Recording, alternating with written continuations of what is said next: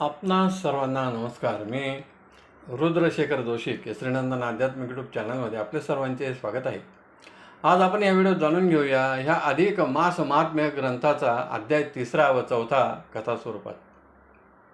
सुतान्य ऋषींना एक कथा सांगितली.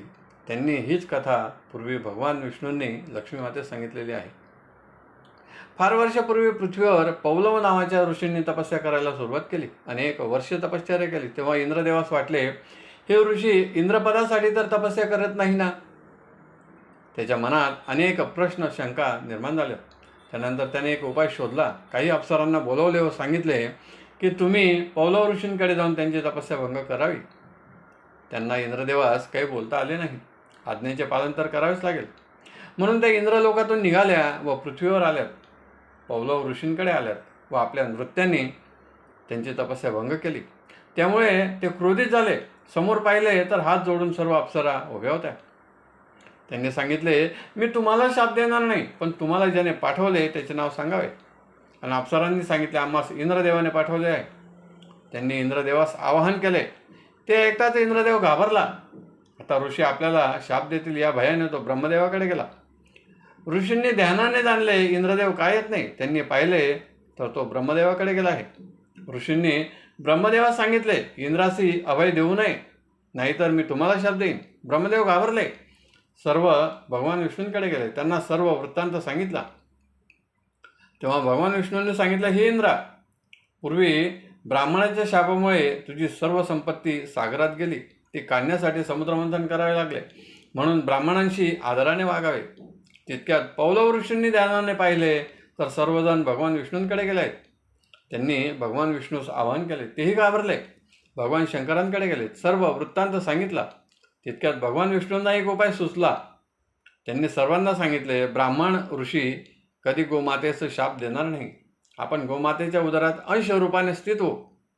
त्याप्रमाणे सर्व देवांनी गोमातेस आवाहन केले व तिच्यात सर्वजण अंश रूपात लपले. पौलव ऋषींनी ध्यानाने जाणले तर गायीस आवाहन केले. काय समोर येऊन उभी राहिले. ऋषींनी पाहिले सर्व देव तिच्यात अंश रूपात स्थित आहेत. म्हणून त्यांनी गोमातेस नमस्कार केला व आपला क्रोध शांत केला. म्हणून गोमाता वंदनीय आहे. अधिक महिन्यात गायदानाचे श्रेष्ठत्व आहे. अशा प्रकारे अधिक मास महात्म्य ग्रंथाचा 3रा अध्याय येथे समाप्त झाला. अधिक मास महात्म्य ग्रंथ 4 मध्ये एक कथा आहे. फार पूर्वी क्षत्रिय धर्माचे पालन करणारा एक ब्राह्मण होता. तो अश्वावर बसून दूर देशावरती गेला. तेथे धन कमवू लागला. अशी 12 वर्षे झाली तेव्हा त्याला आपल्या घराची पत्नीची आठवण झाली व त्याने सर्व धन एकत्र केले, गाठोडे बांधले व घराकडे निघाला. प्रवास करीत असताना थकला व एका वृक्षाखाली झोपला. त्यानंतर उठला व पुन्हा अश्वावर बसला व प्रवास सुरू केला. पण धनाचे गाठोडे मात्र तेथेच विसरला. तितक्यात दुसरा प्रवासी आला. तेथे वृक्षाखाली थांबला.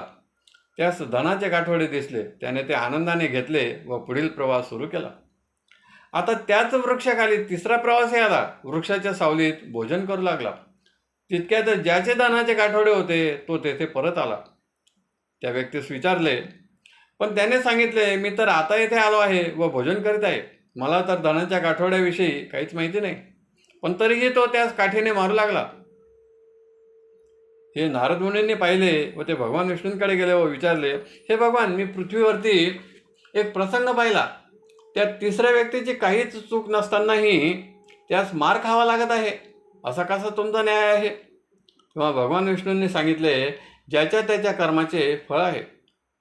ज्यास धनाचे गाठोडे काहीही प्रयत्न न करता मिळाले तो मागील जन्मी सावकार होता.